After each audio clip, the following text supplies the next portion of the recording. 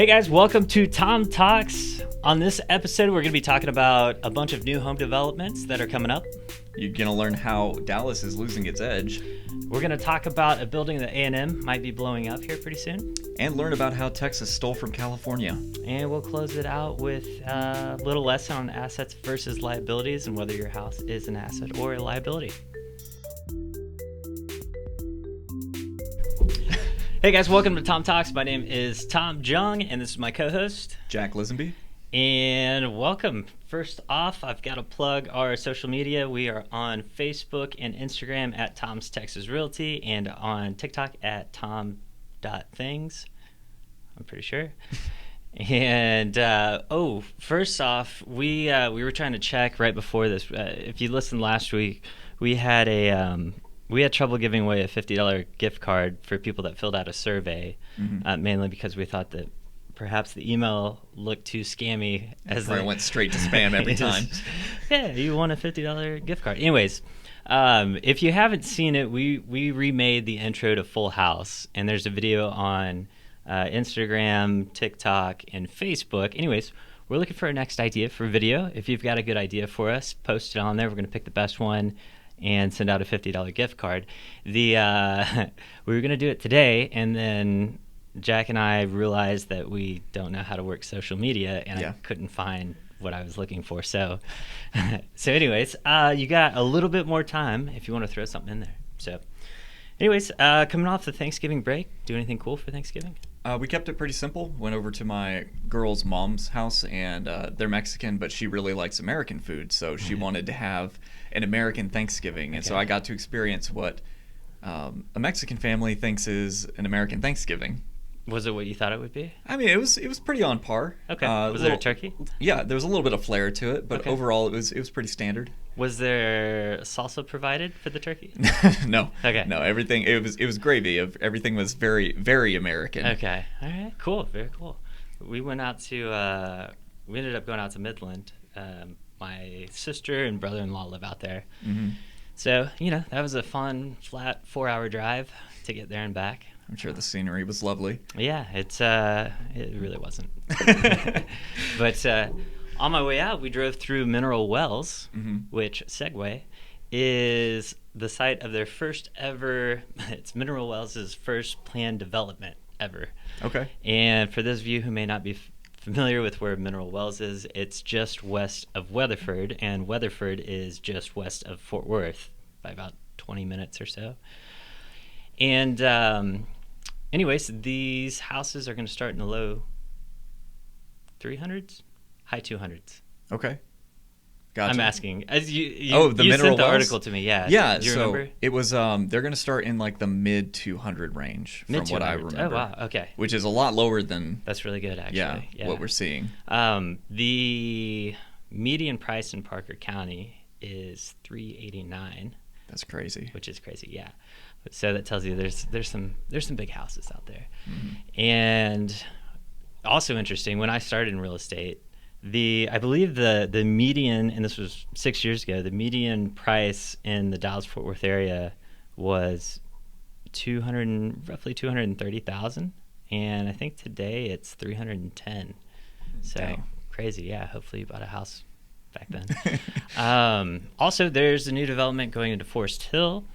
And it sounds like there's going to be about 40 houses being built there. And then there's a large one in Saginaw, which I'm not exactly sure where yet. This was some real inside information I got direct from a builder on a walkthrough of a build.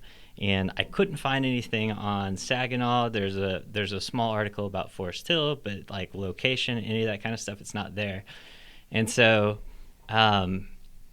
another plug, if you go to our website, tomstexasrealestate.com, you can sign up there to get notifications about new home development. So all of this kind of stuff that we follow that you're not going to find on the internet yet. Anywhere. Yeah. We're going to have that information as it comes available, which could give you a pretty good head start if you're looking for a new house, because if you've been looking at all in the last year, you know that there's not much out there. And builders have pretty much sold everything that they have that's going to be done this year. So anyways, yeah, there's a plug for us. What do you got going on? Well, so I was actually reading I was looking up Dallas stuff because we focus so much on like Fort Worth and our side of things. I was looking over on the other side of the Metroplex, and I noticed there was an article about the economic situation in Dallas, and so like what's going on, and we're starting to see it over here as well with all the things that are coming this way from out of state. Is the inside of the city, like inner city, has become so dense and so expensive that a lot of people, whenever they start their industry, are looking towards the outskirts, like the suburbs and stuff like that. And Dallas is really feeling it, like bad. So much so that when Eric Johnson, the mayor, ended up doing his State of the City address, he actually talked about it. It's so bad that they're going to have to restructure and they've started working on a competitive blueprint to reel in more industry and more residents, because they're actually getting poached by a lot of places like Plano and some of these northern regional areas. People are going there because taxes are lower, schools are better, things like that. Not as much traffic. Right. And so Dallas is really having to put their foot down and change the way they do things, because they've been slow to adapt to this kind of change before.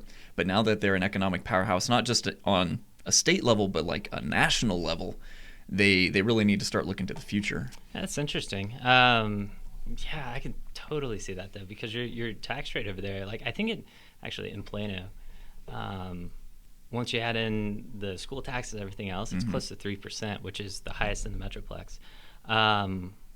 Dallas is also pretty high up there, and then you have.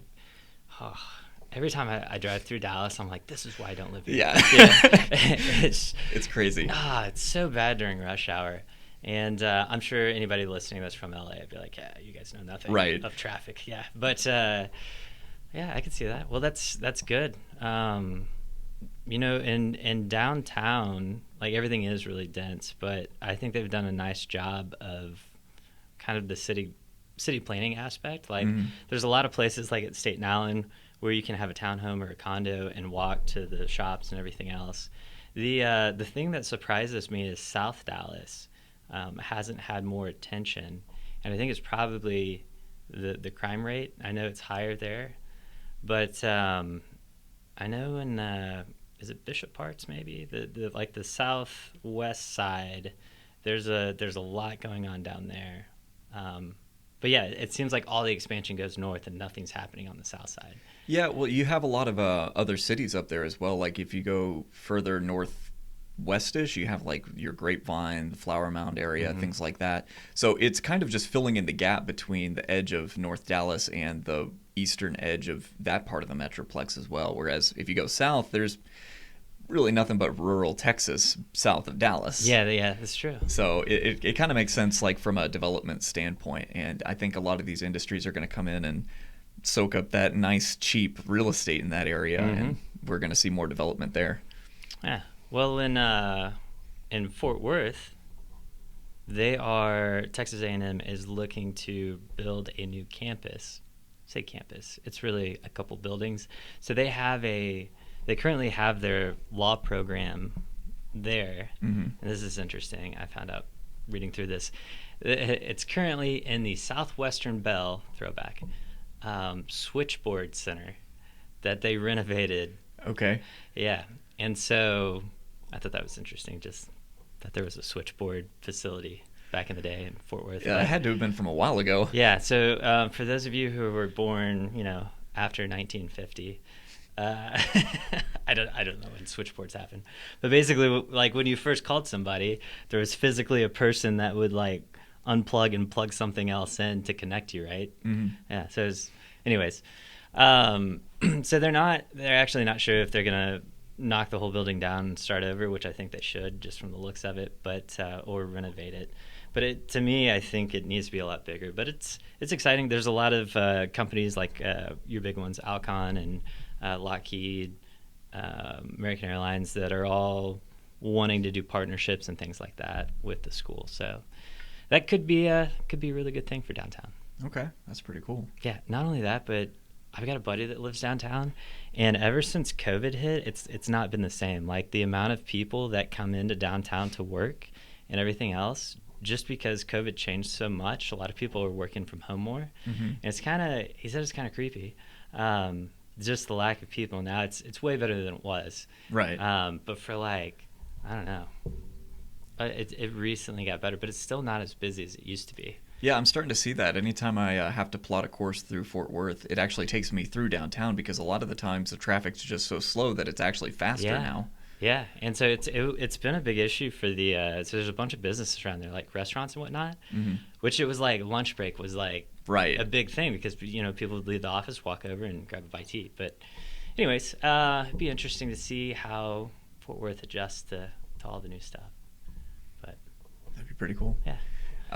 So speaking of adjusting to new stuff, shipping companies may have to adjust to a new route here in the future because as it currently stands, everyone's aware of the current supply shortage, which is affected by the throughput of the shipping industry and things like that. Yeah. Right now, California, having the most coastal surface area, has the most ports and is therefore one of the most popular places for overseas stuff to come into. It's also closest to China. Right, yeah. So we have tons of ships coming into California on any given day, and it's so bad that they have a backlog of up to 100 days for any given port. Wow. Yeah, so you have companies just vying for a place to drop off goods so they can get on with whatever process they're trying to do. And Governor Abbott has actually seen this and is really putting out his little fishing lure, his economic fishing lure to these companies. He's like, hey guys, we have all this coastline and all of these ports that are available 24/7. If you want to take the journey around, it may cost you a little bit more in fuel, but ultimately, instead of waiting, 3 months for a port, he's projecting it only to take about 2 weeks with the appropriate supply chain in place. That's interesting. Yeah, because you're going to spend more to get there, but I think, my numbers may be a little off, but used to it cost you $6,000 to ship a container from China to the U.S., and now it's like $22,000. And I bet a big part of that is the amount of time it's sitting there that the company can't use that to make more money with, right? Right. So it could be a really good thing. Yeah, bring prices down, and it's really interesting because that opens up not just obviously the industry in the port itself, but any truckers in the area would be getting more business, and they may also see it as a way to cut costs by just having a lot of these imported into manufacturers in that area as well, as opposed to transporting them all the way to California or wherever they're going from there. Obviously, contracts and stuff like that will play into effect, but sure. This would be a huge boost for the Gulf economy here in Texas. Yeah, that'd be great. Huh.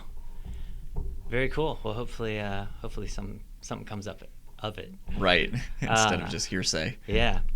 So in every episode, we like to hit on something a little bit real estate or money related, and this one I kind of want to go back to the basics. And if you're following us on any of the social media pages, you'll see I've done a video too about this before. But assets versus liabilities. It was only 5-6 years ago when I first started to learn about money, which is crazy because I went to high school, right, and I went to college, and nobody really mentioned anything about it. And I picked up the book Rich Dad Poor Dad, and it was actually a required reading for the real estate courses I was going through at Keller Williams. And the great thing about it is it's just like very fundamental principles. It's just common sense. And once I read it, I was like, holy cow. So first of all, if you haven't read it, read it. It's amazing. It's a really easy read, and he tells stories. And so anyways, the number one, I wanted to talk about the difference between an asset and a liability, in case those of you may not know. It's pretty simple. Do you know the definitions? An asset is anything that benefits you, and a liability is anything that is a detriment to you. Yeah. So an assets make you money, and liability costs you money. Right. Right. So the easy example is a car. I mean, you drive it off the lot, automatically loses value. It's a liability. And a lot of people think of a car as being an asset. I think the only situation where it might be is if you have some kind of collectible car that goes up in value. Or you're running transportation companies. Or that, yeah. So, yeah, if you're using it to make money with, you rent it out, whatever, then, yeah, asset. And a house, a lot of people use as an example of an asset. And so if you were to buy a rental property that cash flows and everything else, then in that case it would be an asset, right? It's making you money. But the mistake that a lot of people make, in my opinion, is they will buy a giant house. You know, they say, well, hey, we qualify up to $500,000, let's go buy a $500,000 house. And in that case, it becomes a liability because of the amount that it takes to upkeep the house, to pay for the house and everything else.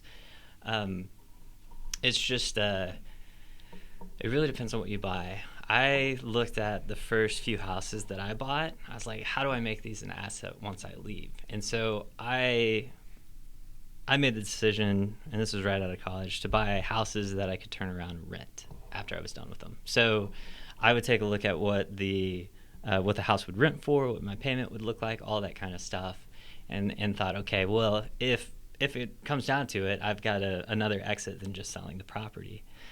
And so that's one thing to think about. We're putting a course together, put it out into the universe, so this is going to be a thing now. But we're going to put a course together in basically it's a different version of financial planning. It's what I want to be able to do is teach people how to retire in 10 years. If you have $0 in your bank account, I want to teach you how to do this in 10 years. Basically, is what I'm looking at. To where you're making $10,000 passive income a month. And there's lots of ways to do this. Assets versus liabilities is the very foundation of it, because it's how you have to think about whatever it is that you're doing. And in the program that I'm putting together, basically, it's going to show the difference between investing in real estate and the stock market and all these different ways that you can do it, and what might make the most sense for you. And then on top of that, if you've never invested in real estate before, we're also coming out with a program to where you can invest with us, people that have done it before, that know how to do it, and so that takes a lot of the risk out. So, anyways, anything to add on that? No, I think it'll be really beneficial to people, because a lot of people, they have very surface level knowledge when it comes to finances. And it's sort of like that idiot hill analogy, where like as soon as you get into something, you learn a little bit about it and you feel infinitely smarter and you think you know everything, and then as you actually start learning, it kind of kicks you back down that hill and you realize you know nothing. Yeah. And I feel like a lot of people are sitting on top of idiot hill when it comes to finances. Yeah, and it's just 'cause it's like in our society we don't talk about it. Like it's not really a thing. No, it's actively discouraged. It's like you shouldn't talk about your finances. That's embarrassing or inappropriate. Yeah. So it's just generally not something people talk about, and it unfortunately just is to their detriment. Yeah, and so that's why what I want to put together is a little bit different, because I want it to be like, hey, I can take action on this today. I can work on this a little bit every day to get me there. And it's not something like a lot of times I see things it's like, oh yeah, I'll just put $1,000 a month in the stock market. That's a lot of money. Like where are you getting that from? Right. So, anyways, if you're interested in that, you can go onto our website and subscribe to the newsletter. We'll be putting it out in there first, whenever the opportunity comes up to sign up for that. And yeah, I think that's all we got for today. Kind of a short episode after a short Thanksgiving week. So remember to like, subscribe, leave a comment of what we should be doing with the video, and thanks for tuning in. Yeah.